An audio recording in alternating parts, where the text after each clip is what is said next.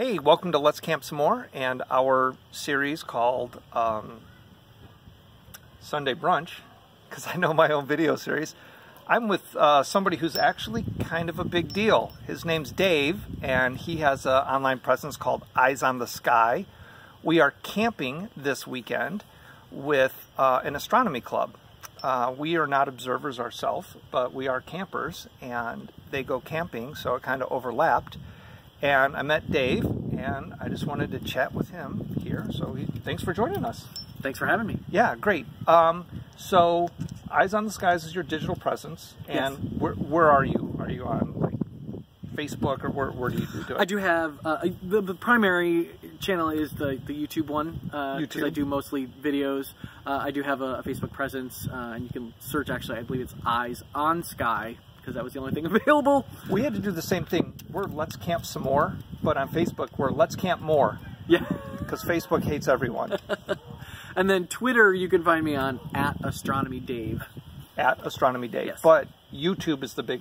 Correct, yes. Okay. And if you search for Eyes on the Sky, my first video was how to align an equatorial mount, which was it's a specific type of astronomy mount, which a lot of people didn't know how to do. You should go there and check that out. And later I'll ask them what an equatorial mount is. You can find that very first awful video of mine, because I was really, really bad then. Yeah.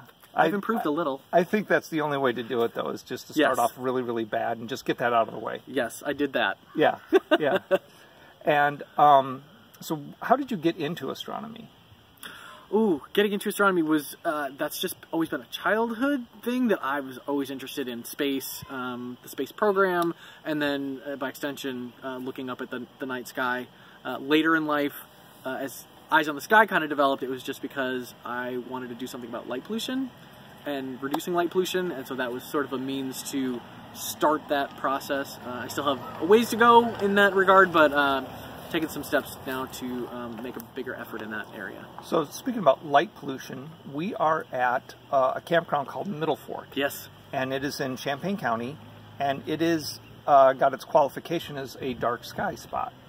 I think it has, yes. I'm not 100% sure, but yeah, okay. Yeah, but I mean, if they haven't gotten it yet, they're definitely striving for it, because, oh, they do have it? Yes. Yeah. It's Illinois' first dark sky park. Illinois' first dark sky park, according to Diana of Diana Rambles, my wife. So I think part of the reason the group's down here is you're like checking it out to see how valid it is, right? Correct. One of my friends had known about this because he'd come down here. I think he'd met you. Ken down P. here for once. Yes. Ken P. Yes. Is both Dave and I's friend. Ken P. is my first clunky video on YouTube, so you can go back and watch that one too. Definitely. And the cool thing about this particular campground is that the lights are so good that they're not bright in your eyes, but you can still see to walk and get places. So it's a nice designation that they've not only achieved, but it's still easy to navigate around the campground. Yeah, yeah. We like it here just because it's good camping. It is good camping. Yeah. They did a burn recently, so there's no foliage right now. And obviously it's very early in the season. It is April for us here. I gotta get a tripod someday, because I'm holding this with my arm. Do you need a tripod? No, I'm good. We're gonna do it like this. Or a selfie stick. Because, yeah, I think selfie stick could have done it. We are notorious, not notorious because that would indicate people know about us, but we are known for doing all of our videos in one take with no edits.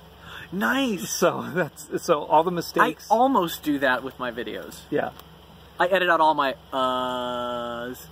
I thought you were actually pausing to say something. No, it was the what I'm thinking. Yeah. So out here, you bring your gear. How big is your gear? Like, well, behind the camera, which you can't see because it's behind the camera, is my car, which is a little Honda Fit. There it is. So my fiance and I were packing everything in there, and we said, oh boy, this is going to be difficult getting a telescope, just a single telescope, into the car with all the other stuff that we were bringing. We did manage to get one telescope in there. So I have a 6-inch Maxitov Cassegrain telescope that is on a small equatorial mount. So we do have one telescope Yeah. that we managed to bring with us. Right. Okay. How many telescopes do you have? Are you willing to admit? We were talking about this the other day, my fiance and I think I discovered that I have at least 16 currently usable telescopes right now. It's a good number. Not including all the other ones that are in some state of either being built or repair or something else. So I'll share with you what I know about telescopes. There's reflective. Yes. And then there's lens. Refractors, yes. Refractors, okay. So what, do you build or do you buy or do you do both? Yes. Okay, all of it, all yes. of it. And there's actually a third type of telescope. Okay. It's called a catadioptric, which basically means it uses a lens and a mirror coupled together. Wow. And that's what I have with me is a Maxitov Cassegrain, which is one of those types of telescopes. Yeah.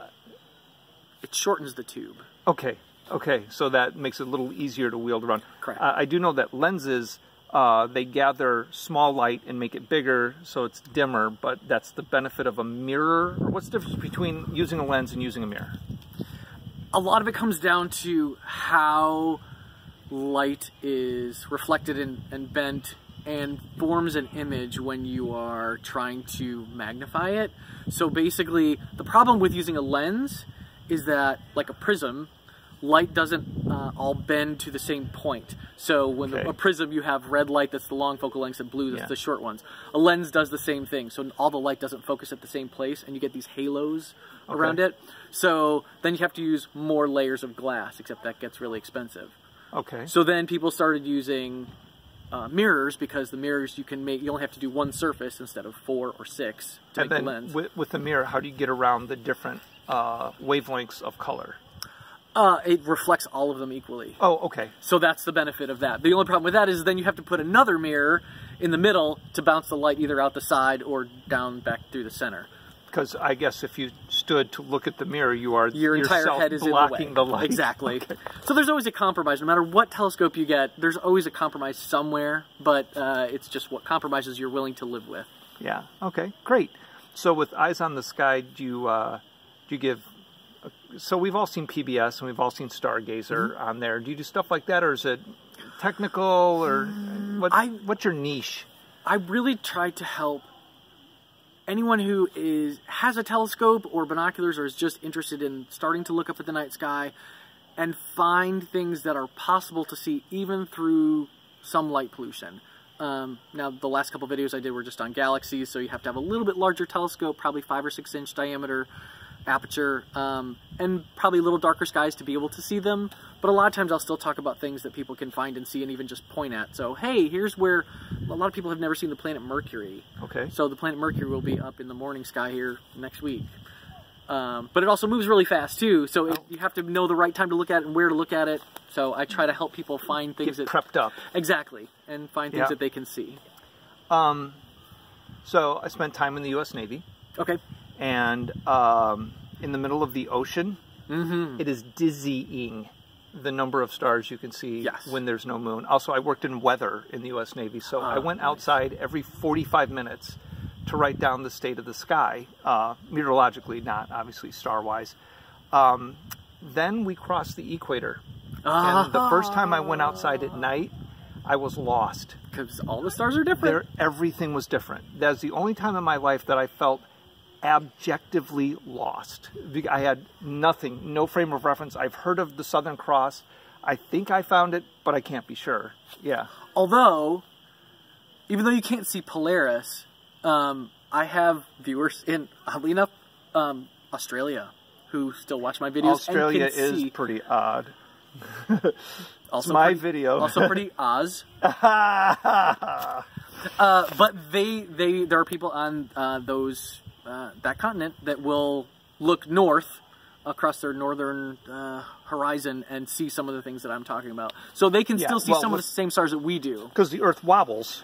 So Correct. We're going to get to see part, and then they're going to get to see part, and then we're going to get to see part. And there are stars that go along the celestial equator, like Orion is a perfect example. Those 3 belt stars, everyone in the world can see those. Oh, I did not know that. Yes. I did not know that. They just see Orion upside down compared to what we do. Well, it's Australia. To be fair, everything's upside down. This is true. Yeah, yeah. Great. Okay. What are you doing this year? Like, do you got big plans? No big plans? Just farting around? I do have some plans. I will be doing a couple of outreach events at the Will County Forest Preserve District up by Chicago. Okay. My fiance is actually adding an element that I have not been able to do before because I've never really focused on younger kids. I've very often just kind of gone with like teens up into adults as far as helping them find and see things and sharing the night sky. She's actually adding a younger children component to that. And so she's got some great ideas for being able to help them not only be able to use a telescope, but also learn some simple things about the night sky. Great. So that's a cool thing that we're adding in. That's a hoot. That's a hoot. We're not that big yet, so we're still pretty self-promoting. I'm not that big yet either. It's okay. Yeah. Actually, the 12 people who are watching this, consider yourself lucky. He has dozens of people on his channel, and you know, Australia. I don't know if we've gone international yet. Though we did have a post recently go pretty big, and maybe some of you watching this are because of that post. We did one on like camping nachos with s'mores, and that one took off. But we're more blog heavy than vlog heavy. Mm-hmm. So, and you're a little more vlog heavy than blog just because heavy. I'm trying to show people what's in the sky and say, here's how you find it.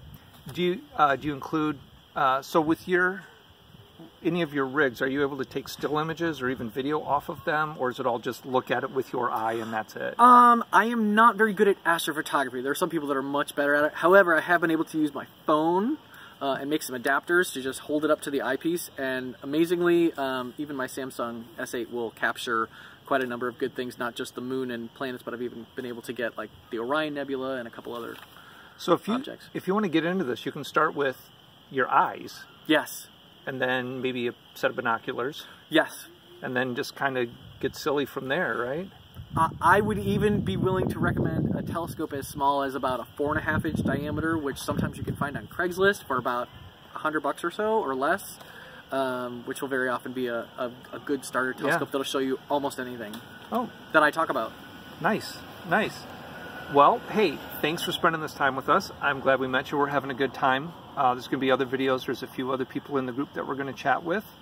And, yeah, good times. And thanks for being with us. Thank you for having me. All right, we'll see you next time.